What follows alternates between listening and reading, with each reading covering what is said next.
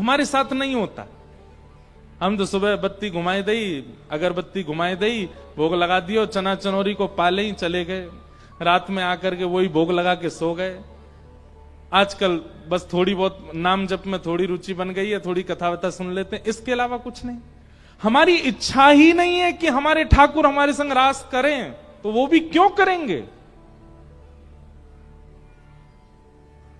आज ही विचार करो कि ठाकुर जी बहुत दिन है गए, लड्डू गोपाल बने, यूं ही रहे हो हमेशा, अब ने हमारी सेवा को फल हमें दो। का फल चाहिए? वैकुंठ नहीं चाहिए, स्वर्ग नहीं चाहिए, अब फल ये चाहिए कि आप सहज है कि हमसे बात करो, हमारे साथ घूमो, हमारे संग चलो, कोई और को नहीं दिखने चाहिए, कोई और को पता नहीं चले, पर अब हमारे संग रास करो। कथा सुनवे को, नाम जप करवे को, भक्ति मार्ग में चलवे को, यही फल हमें चाहिए कि जब तक हमारे प्राण हैं तन में, हमें रास को अनुभव हो ठाकुर जी के साथ। तो रास का मतलब क्या है? परमात्मा की सहजता को रास कहते हैं। अभी परमात्मा कैसे हैं? अभी परमात्मा सहज नहीं है, असहज हैं। ये देखो पहले दिना ते 7वें दिना ऐसे ही खड़े हैं, न को परिवर्तन नहीं आयो इनमें। क्यों? ये असहज है। और प्रेम का यही स्वरूप है कि वो असहज व्यक्ति को सहज बना देता है। प्रेम, ठाकुर जी हैं तो बहुत सहज, उनका चित्त, उनका स्वभाव बहुत सहज है, पर हम आप सब लोगों की भावना को वो देखना चाह रहे हैं। अगर वो प्रेम युक्त होगी तो ठाकुर जी सहज बनने को तो तैयार बैठे हैं, आप सहज बनाओ उनको।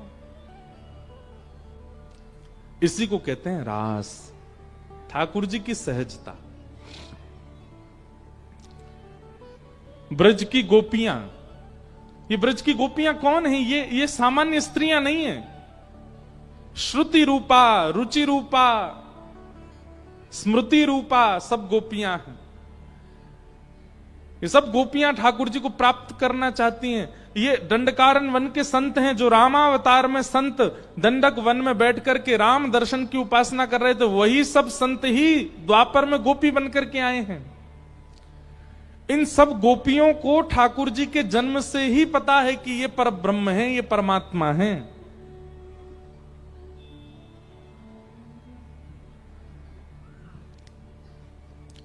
ज्यों ज्यों ठाकुर जी बड़े हो रहे हैं, त्यों त्यों गोपियों के मन में भाव आ रहा है कि नाथ अब कब अपने आप को हमें प्रदान करोगे, कब तक और प्रतीक्षा करनी पड़ेगी। एक दिन ठाकुर जी ने सब गोपियों को आश्वासन किया, देखो संसार ये जानता है कि मैं ब्रज को लाला हूं, तुम सब गोपी हो, पर मैं ये जानता हूं कि आप सब अनेक ऋषि हो जो अनेक वर्षों से मेरी प्रतीक्षा कर रहे हो, और मैं परमात्मा हूं। अब ये परमात्मा और जीवात्मा के मिलन का समय दूर नहीं है। आगामी शरद पूर्णिमा को हम आप सबके साथ रास विहार करेंगे। गोपियां प्रतीक्षा कर रही हैं शरद पूर्णिमा की। हमने एक कथा में बताया था ठाकुर जी ने शरद पूर्णिमा ही क्यों चुनी। सब लोग इधर देखो, बहुत सावधानी से सुनो।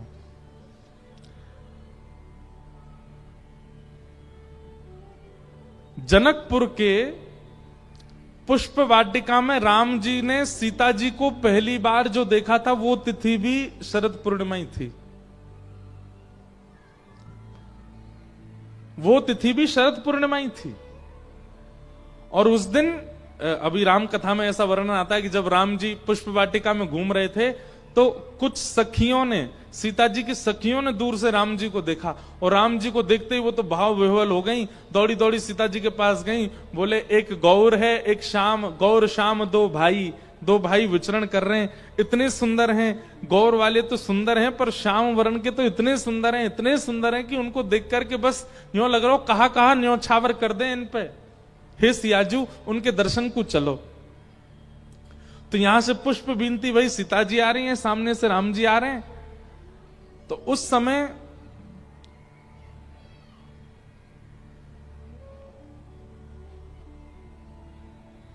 सीता जी ने जैसे ही राम जी को देखा, राम जी ने सीता जी को देखा, दोनों ने एक दूसरे का वर्ण कर लिया।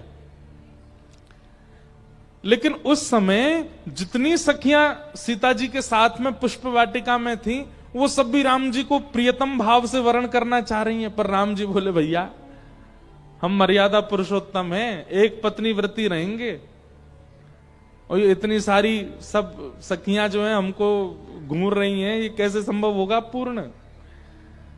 तो मानो इशारों इशारों में राम जी ने उन सखियों को भी आश्वासन दिया, अभी आप चिंता मत करिए, अभी तो हमको सीता जी का ही होने दीजिए, पर द्वापर में जब हम कृष्ण बन करके आएंगे तब आप सब ब्रज की गोपी बन के आओगे और आप सबके प्रति वही भाव जो एक प्रिया प्रियतम का होता है वैसा भाव हम प्रकट करेंगे। अच्छा, एक बात हम स्पष्ट करना चाहते हैं, रास बिहार की चर्चा सुनकर के आप संसारी काम भाव को यहां प्रवेश मत कराइएगा, नहीं तो बहुत बड़ा अपराध हो जाएगा। हमारे ठाकुर जी की लीला, हमारे ठाकुर जी का स्वरूप, हमारे किशोरी जी का स्वरूप, इनको देखने के बाद, भैया कौन के गोपाल जी हैं दोनों, इनको व्यवस्थित कर लो, इनको रास बिहारी है तो रेगो यहां पे जय हो, वो तो भीतर ही आ गए, अब बाहर कैसे जाएंगे? अद्भुत है। क्या बता रहा था मैम? अरे मैया फंस गो।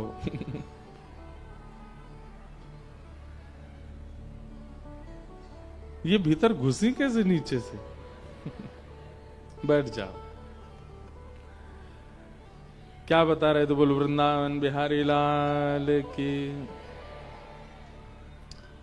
बच्चे भी कितने उद्यमी हो, तो बताओ, सिर वेर घुमा के घुसा दिया भीतर बैरिकेटिंग में, अब बाहर नहीं निकल पा रही थी।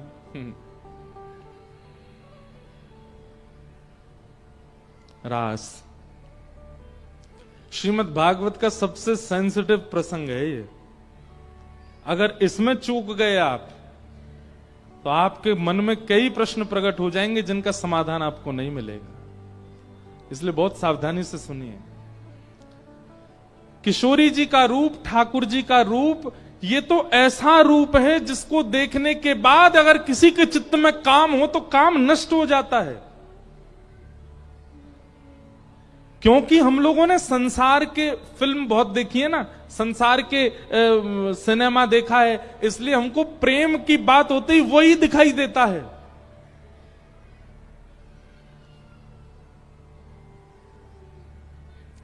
हमारे स्वामी श्री हरदास जी महाराज की परंपरा का एक बहुत सुंदर पद है, शायद स्वामी जी का ही पद है, ज्यों ज्यों देखूं तेरो मुख त्यों त्यों नयो नयो लागे। स्वामी जी को ही पद है ना। स्वामी श्री हरदास जी महाराज कह रहे हैं, ठाकुर जी किशोरी जी से कहते हैं, हे राधा रानी, मैं जब जब आपकी ओर देखता हूं तब तब आप नई नई लगती हो। संसार का प्रेम ऐसा नहीं होता। अपने बगल वाले को देखो आप लोग, वो जैसा दिख रहा है हर पलक झपकने पर वो पुराना सा होता चला जाएगा। ये संसार का स्वरूप है। पर किशोरी ठाकुर जी का प्रेम कैसा है, ठाकुर जी के प्रति प्रेम कैसा है? ज्यों ज्यों नेत्रों की पलकें झपकाओगे त्यों त्यों ठाकुर जी नए होते चले जाते हैं, त्यों त्यों और सुंदर दिखने लग जाते हैं। ये प्रेम है। तो ये समस्त दंडकारण्य वन के संत, जनकपुर की सब सखियां जो ठाकुर जी को देख करके मोहित हो गई थी, वही सब ब्रज की गोपी बन करके आए। और आज शरद पूर्णिमा का चंद्रमा जैसे उदित हुआ, ठाकुर जी की आयु अभी है 7.5 वर्ष। कितनी? 7.5 वर्ष। 7.5 वर्ष के बालक को देखो कितना बड़ा नेक्सा सा होता है। उनके प्रति 40 वर्ष की, 80 वर्ष की, 150 वर्ष की गोपियां प्रियतम मानती हैं 7.5 वर्ष के लाला को। उनको ऐसे देखती हैं ये हमारे प्रियतम है। ये कैसे संभव हो सकता है? ये काम होगा तो संभव नहीं है। काम में तो आयु प्रधान होती है। प्रेम में ये स्वच्छंद प्रेम है, जहां छोटे से श्री कृष्ण में प्रियतम दिखाई दे रहे हैं, क्योंकि ये जानती हैं गोपियां की सामान्य नहीं है। गोपियां गोपी गीत में कहती हैं, न खलु गोपिका नंदनो भवान अखिल देना अंतरात्म दृक्। हे नाथ, आप केवल यशोदा के लाला नहीं हो, आप केवल नंद जी के लाला नहीं हो, अखिल देही नाम अंतरात्म दृक, अखिल ब्रह्मांड के जितने भी मानव हैं सबके चित्त में रहने वाले साक्षात परमात्मा हो। विखन सार्थितो विश्व मुक्तये, ब्रह्मा की स्तुति से आप विश्व का कल्याण करने आए हो, हम जानती हैं इस बात को। ये गोपियां सामान्य नहीं है, सब जानती हैं कि ये परमात्मा है।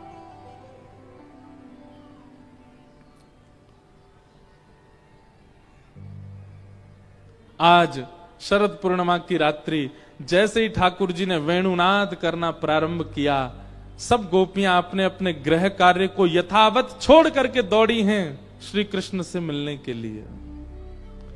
बंधु एक बात बहुत ध्यान से सुनिएगा, ठाकुर जी का स्वभाव है वो एक ही बार पुकारते हैं, और वो किसी भी रूप में पुकार सकते हैं। या तो स्वप्न में ऐसा कुछ दिखने लग जाएगा, वृंदावन का दर्शन, यमुना जी का दर्शन, सघन वन का दर्शन, गोपियों का दर्शन, वृंदावन के ब्रजवासियों का दर्शन, तो समझ जाइए ठाकुर जी पुकार रहे हैं। हमने 3 संकेत बताए हैं, अगर 3 संकेत आपको मिल रहे हैं तो आपको तुरंत वृंदावन जाना है। सबसे पहला संकेत, स्वप्न में ब्रज का दर्शन या ब्रज से संबंधी किसी भी भाव का दर्शन स्वप्न में हो रहा है तो समझो वृंदावन बुला रहा है। दूसरी बात, आपके नगर में, आपके शहर में, आपके समीप में, आपकी कॉलोनी में किसी ब्रजवासी का आगमन, ये दूसरा संकेत है कि ठाकुर जी बुला रहे हैं। और तीसरा संकेत, ब्रज में किसी भी ठाकुर का या ब्रज के किसी ब्रजवासी के यहां से किसी प्रसाद का आपके घर पर आगमन। कोई वृंदावन गए हो, वहां से प्रसाद ले आए हो, बोलो महाराज हम वृंदावन से आए, आपके काज भोग लेके आए हैं। ये 3 संकेत यदि आपको हो गए हैं, उसी समय आप लोग वृंदावन चले जाइए, ठाकुर जी बुला रहे हैं, ठाकुर जी पुकार रहे हैं। और इन 3 संकेतन में भी नहीं गए, इन 3 संकेतों को भी आपने नजरअंदाज कर दिया, फिर दोबारा संकेत नहीं मिलेंगे। इसलिए 3 संकेत हैं। एक संकेत तो है ही गयो पूरा कि ब्रजवासी आ गयो रांची। अब बाकी के 2 संकेत पता नहीं आपके पूरे हुए कि नहीं, स्वप्न वाले और ब्रज का प्रसाद। वैसे एक बात कहें, प्रसाद का मतलब वही नहीं जो जीभ से खाया जाता है, प्रसाद का मतलब वो भी होता है जो यहां से सुना जाता है। तो ये कथा भी प्रसाद है।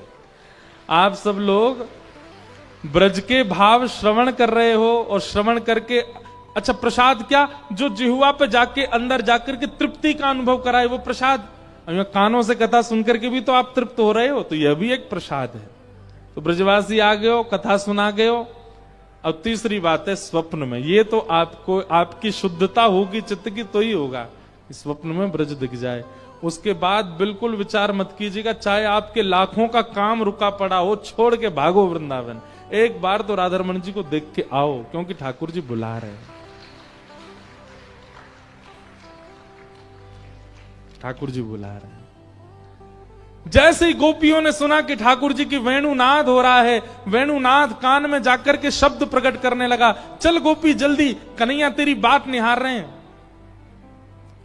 यथावत उसी स्थिति में, जिस स्थिति में थी उसी में ही दौड़ी हैं। भागवत जी में वर्णन आता है, कोई गोपी अपना श्रृंगार कर रही थी, एक आंख में काजल लगाया, दूसरी में लगाना चाह रही है, इतने में वेणुनाद आया तो एक में ही लगा के भागी, दूसरी में लगाया ही नहीं।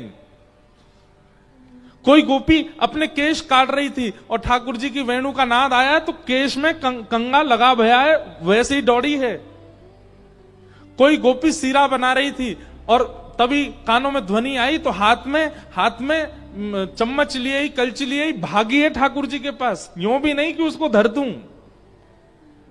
कोई गोपी अपने पति को भोजन करा रही थी, पति देव ने कही रोटी लेके आओ, भीतर रोटी लेवे गई, इतनी में वेणु की ध्वनि, रोटी लेके ठाकुर जी के पास भगी है। ये भी विचार नहीं कि बाकू दे जाऊं। इसका मतलब क्या है, ये गोपियां कितने समय से प्रतीक्षा में थी कि ठाकुर जी की पुकार के बाद इतना भी इन पर समय नहीं है कि हम व्यवस्थित होकर के फिर जाएं।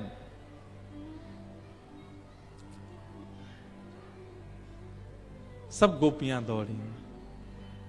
अगर गोपियों की स्थिति देखी जाए तो इस समय गोपियां सब अस्त व्यस्त हैं। किसी की एक आंख में काजल लगाए, किसी के एक कान में कुंडल है, किसी के आधे केश खुले, आधी की चोटी बनी, किसी के पल्लू नीचे गिरो पड़ो, किसी के हाथ में चिमटा लगो, किसी के हाथ में कलची लगी है, कोई दूध निकाल रही गैया को, और दूध निकालते महाराज हाथ में दूध सने भय वही थे भाग, कोई गोबर थाप रही, हाथ में गोबर लगे, ऐसी दौड़ी है।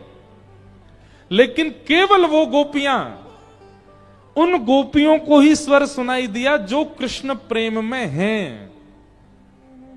अनेक गोपियां हैं ब्रज में, पर सबको ठाकुर जी की वेणु सुनाई नहीं दी। हम एक बात कहते हैं कथा में, मुरली, वंशी और वेणु, ये तीन बात है। ठाकुर जी की मुरली सबको सुनाई देगी, वंशी कुछ वैष्णवों को सुनाई देगी, और वेणु प्रेमियों को सुनाई देगी। और वेणु अगर सुनाई दे गई, वेणु सुनने वाले अगर आप हो गए तो आप रुक नहीं पाओगे। गोपियां दौड़ी, सब दौड़ करके पहुंच गई वन में। ठाकुर जी थोड़ी देर वंशी बजाते रहे, नेत्र खोल करके देखा तो असंख्य लाखों गोपियां सामने खड़ी हैं, अस्त व्यस्त अवस्था में, और सब प्रेम भर के ठाकुर जी को देख रही हैं। आज मानो युगों युगों की प्रतीक्षा पूरी हुई है। भगवान ने जैसी गोपियों को देखा, स्वागतम वो महाभाग प्रियम किम करवाणि व ब्रजस्या नामयम कश्चित ब्रूतागमन कारणम। आइए आइए आइए, स्वागतम स्वागतम स्वागतम। आप सब गोपियों का आने का कारण बताएंगी, आप क्यों आई हैं? गोपियां मन में सोचने लगी, एक तो निमंत्रण दिया, ऊपर से बंशी बजा के बुलाए लिए, हम सबरी ऐसी स्थिति में आ गई, अब हमसे पूछ रहे हैं आने का कारण। गोपियों ने कुछ उत्तर नहीं दिया तो ठाकुर जी पतिव्रता नारी के धर्म समझाने लगे।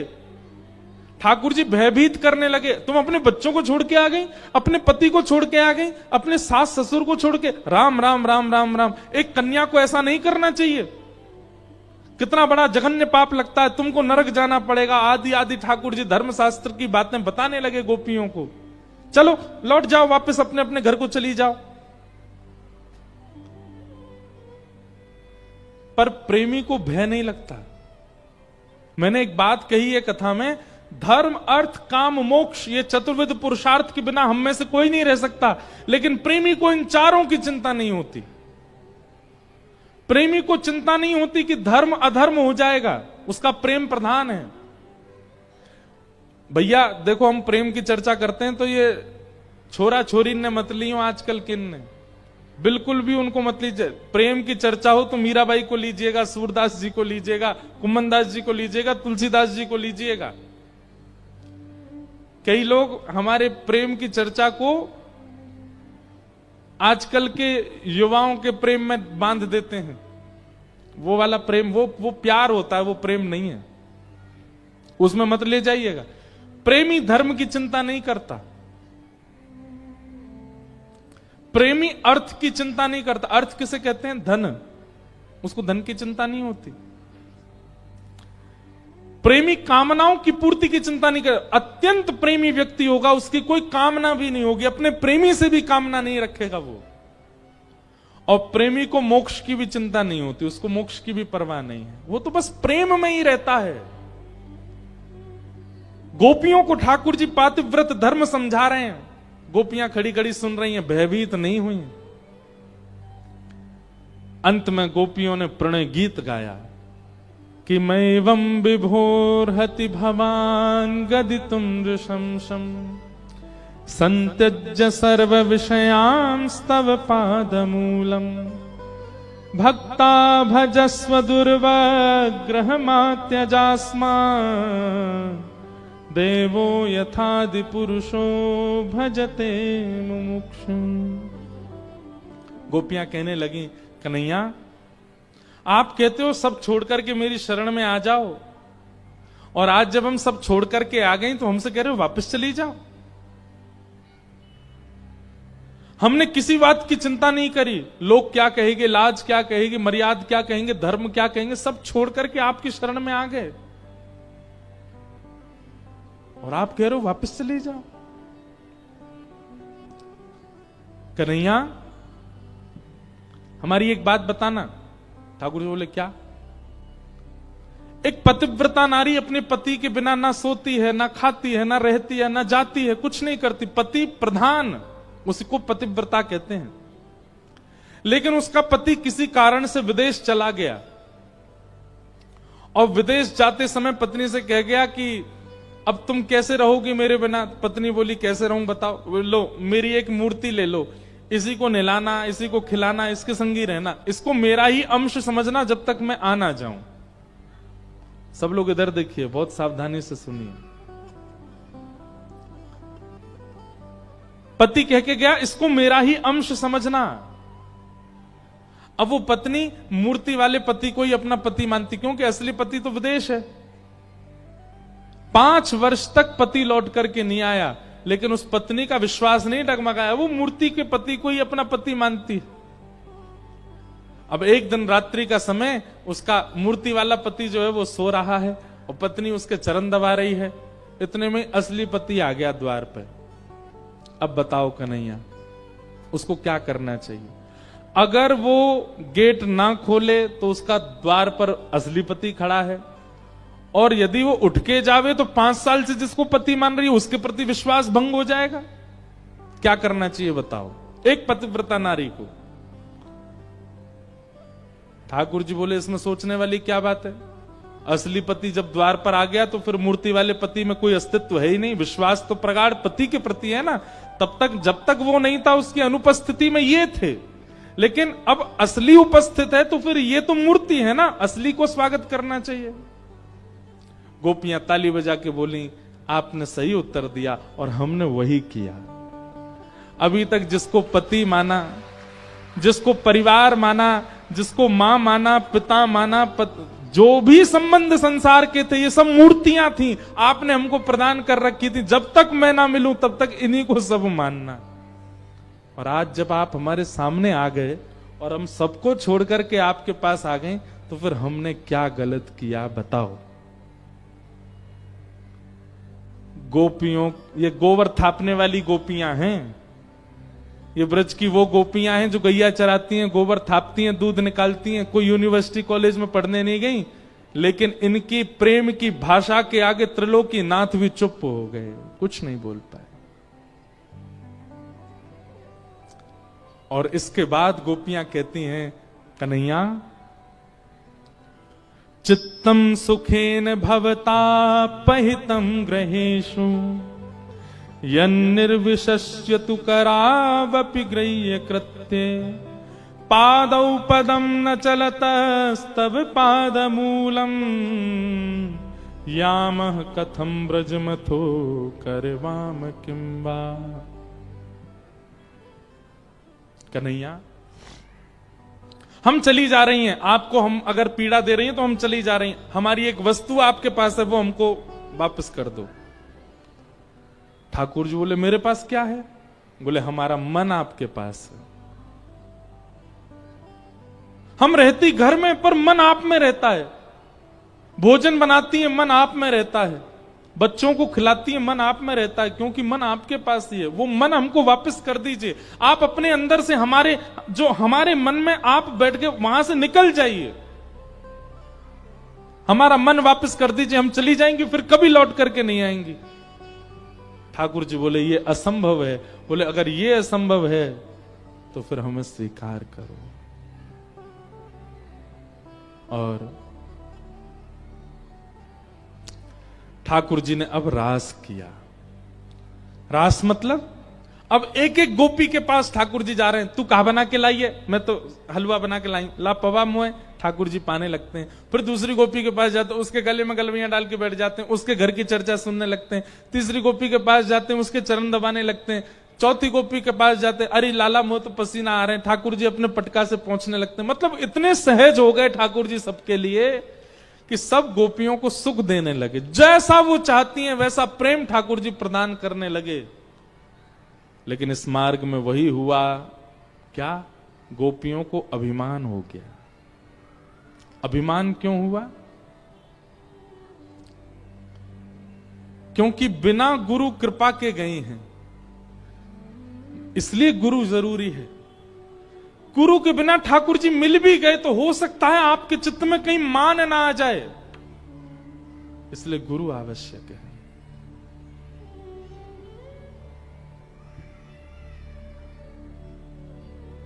ठाकुर जी अंतर ध्यान हो गए। मान अगर आ गया आपके चित्त में, मैं एक बात कहता हूं बंधुओं, हमारे ठाकुर जी, हमारे गिरधरलाल ऐसे ही क्यों रहते हैं, राधारमण जी ऐसे ही क्यों रहते हैं, राधा वल्लभ जी ऐसे ही क्यों रहते हैं? वो कभी अपने हाथ सीधे क्यों ना करें? वो बैठे काई कुनाए, वो लेटे काई कुनाए, वो बोले काई कुनाए? क्योंकि उनको हमारे मान की चिंता है। कहीं हमारे ठाकुर जी अगर अपने वास्तविक रूप से निकल करके बोलने चालने लग गए तो हमको मान हो जाएगा कि ओहो देखा मेरी भक्ति से, देखो ठाकुर जी बोलने लग गए, ठाकुर जी चलने लग गए।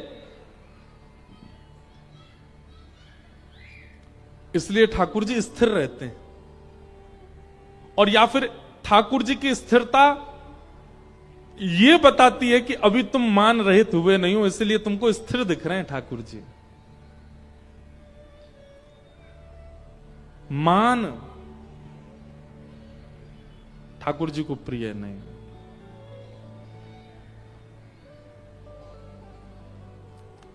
सब गोपियों के बीच से जब ठाकुर जी अंतर ध्यान हो गए, गोपियां रोते रोते ढूंढने लगी कहां गए श्याम सुंदर। और तब गोपियां यमुना तट पर गईं, वहां किशोरी जी बैठी हैं।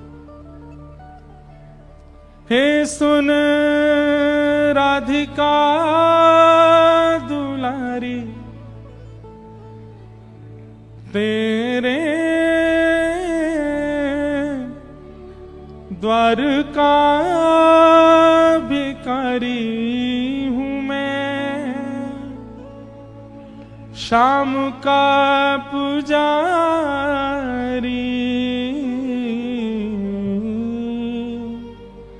पीड़ा है हमारी हमें श्याम ना मिला, हमें श्याम ना मिला, हमें श्याम ना मिला, हमें श्याम ना मिला।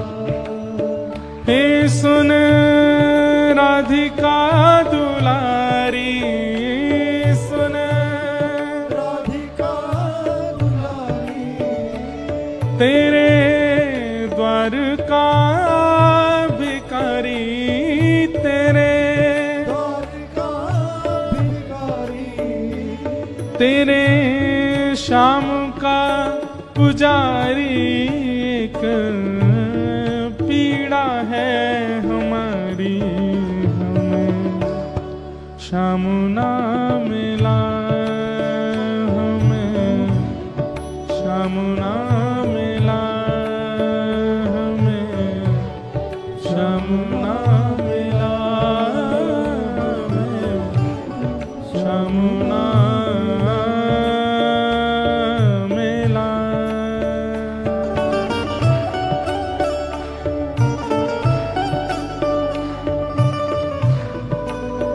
बोल वृषभानु दुलारी की।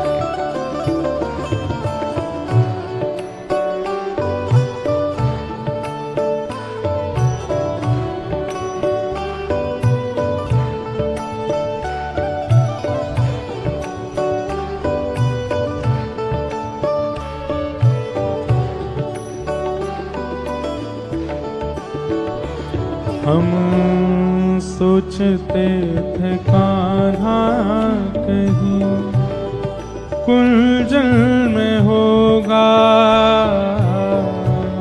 सोचते थे कान्हा कहीं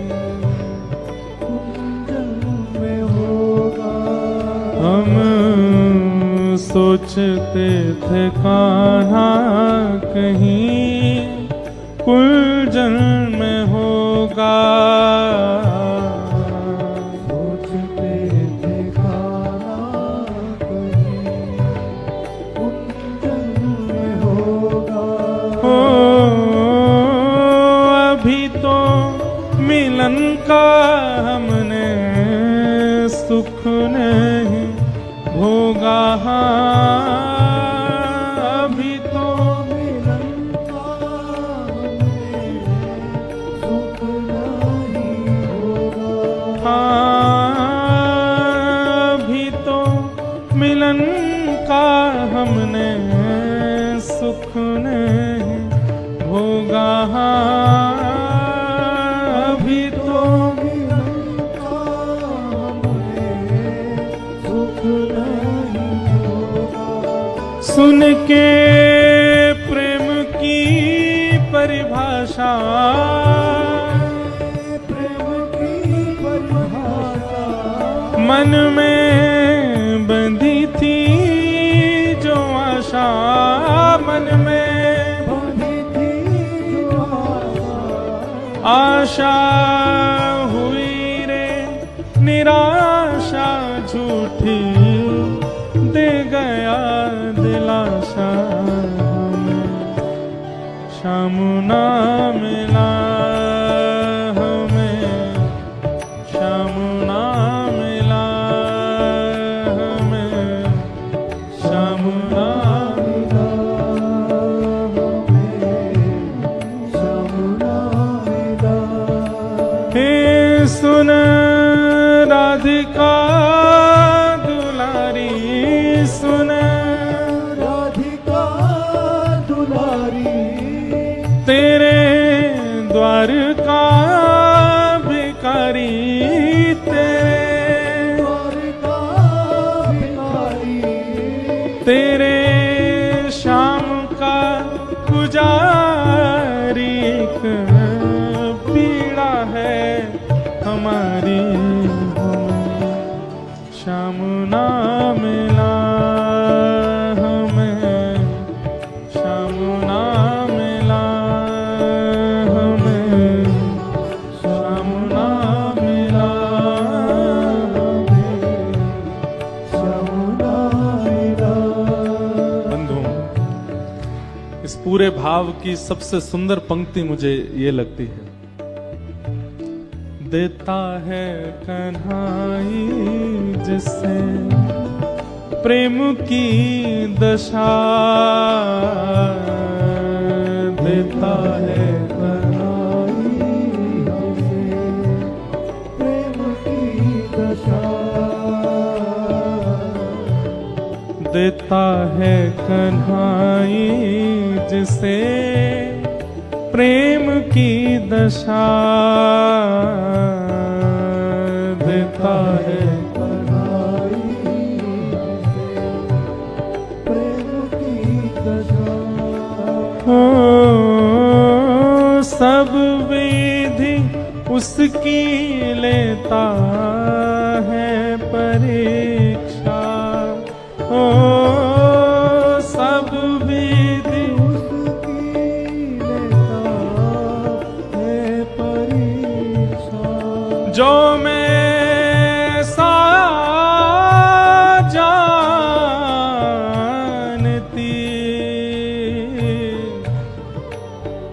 प्रीत किए दुख हो, जो मैं सा जानती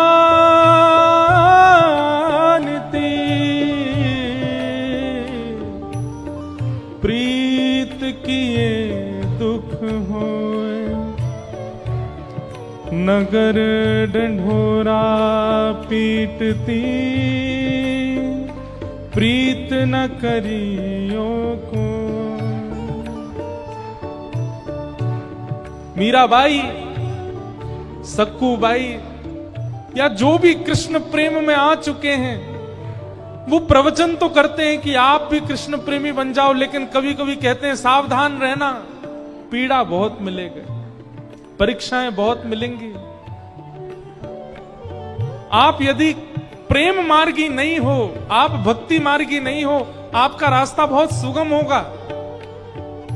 लेकिन अगर आप प्रेम मार्गी हो तो आपके रास्ते में बहुत रुकावटें, बहुत संकट हो सकते हैं। पर यह भी याद रखिएगा, संकटों से प्राप्त करने वाली, मेहनतों से प्राप्त करने वाली वस्तु सुख भी उतना ही देती है। कृष्ण ऐसे नहीं मिलते, सहना बहुत पड़ता है। देता है कन्हाई जिसे प्रेम की दशा, देता है कन्हाई जिसे प्रेम की दशा। हो सब विधि उसकी लेता है परीक्षा। हो सब विधि उसकी लेता है परीक्षा। कभी निकट बुलाए, कभी निकट बुलाए, कभी दूरियां बढ़ाए, कभी दूरियां बढ़ाए। छलिया हाथ नहीं आए, छलिया हाथ नहीं आए। हमें श्याम ना मिला, हमें श्याम ना मिला, हमें श्याम ना मिला, हमें श्याम ना मिला। हे सुन राधिका दुलारी, सुन राधिका दुलारी, तेरे द्वार का भिखारी, तेरे द्वार का भिखारी, तेरे श्याम का पुजारी। एक पीड़ा है हमारी, हमें श्याम ना मिला, हमें श्याम ना मिला, हमें श्याम ना मिला, श्याम ना मिला। हमें श्याम ना मिला, हमें श्याम ना मिला, हमें श्याम ना मिला, श्याम ना मिला। हमें श्याम ना मिला, हमें श्याम ना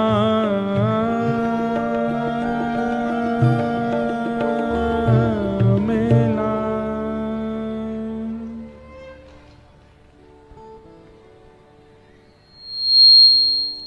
सब गोपियां किशोरी जी के चरणों में प्रणाम कर रही हैं। ये ठाकुर जी का जो अंतर ध्यान का प्रसंग और गोपियों के भाव का जो प्रसंग है ना, बहुत विस्तृत है। यहां हमने तो कुछ कहा ही नहीं है।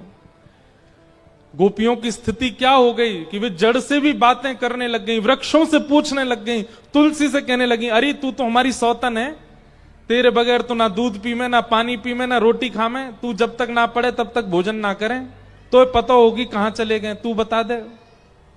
मोर से पूछने लगे, तू तो उनके सिर पे विराजे, तू बता दे वो कहां चले गए। वृक्षों से पूछने लगे, तुम्हारी ओट में आके, आड़ में आकर के वंशी बजा में, तुम बता दो वो कहां चले गए।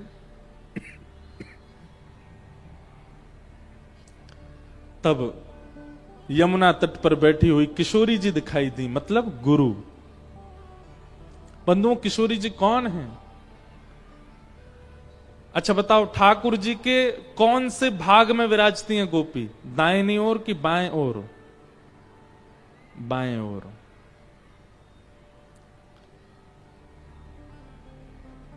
बामा, इसलिए उनको बोलते हैं ये कौन है? ठाकुर जी की बामा है। वाम अंग में जो विराजे, पत्नी जो होती है वो वाम में ही बैठती है, बाएं ओर ही बैठती है। अच्छा एक बात बोलें, बुरा नहीं मानिएगा आप लोग, विशेष रूप से माताएं, बुरा नहीं मानना। पति के बाएं ओर क्यों बैठती हैं? बामा का मतलब क्या होता है? बामा का मतलब होता है जो उल्टा उल्टा चले उसको बामा कहते हैं। जो पति के विचारों से बिल्कुल उल्टी चले उसको कहते हैं बामा। ताली काय को बजाई आपने? नहीं, हम जो पक्ष कहना चाह रहे हैं वो ध्यान से सुनिए, बहुत बहुत सूक्ष्म बात कहना चाह रहे हैं। किशोरी जी ठाकुर जी के बाम में विराजती, वास्तव में वो बामा नहीं है, वो ठाकुर जी से उल्टी नहीं चलती हैं। तो किशोरी जी बाम में क्यों विराजी हैं? बोले ठाकुर जी तो उसको स्वीकार करते हैं जो गुरु आज्ञा मान करके आया हो, जो भक्ति पथ पर चल रहा हो, जो सब सर्वरूपेण भक्त बन चुका हो, जिसके अंदर कोई दोष ना हो, सारे गुणी गुण जिसके अंदर विराजमान हो, उसको ठाकुर जी स्वीकार करते हैं।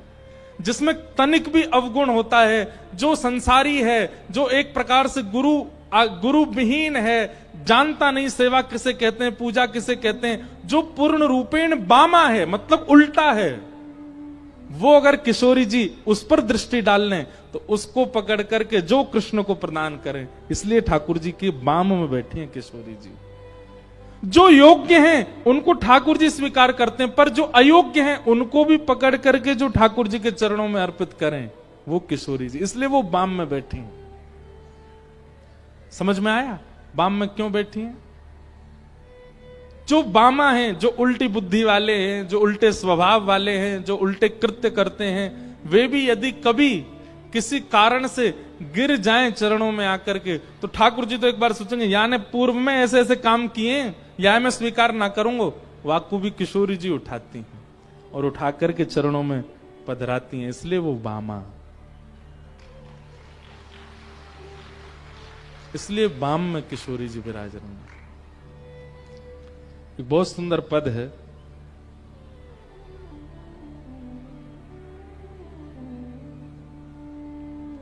किशोरी मेरी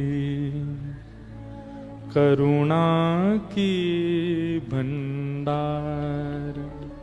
गाइए, किशोरी मेरे करुणा की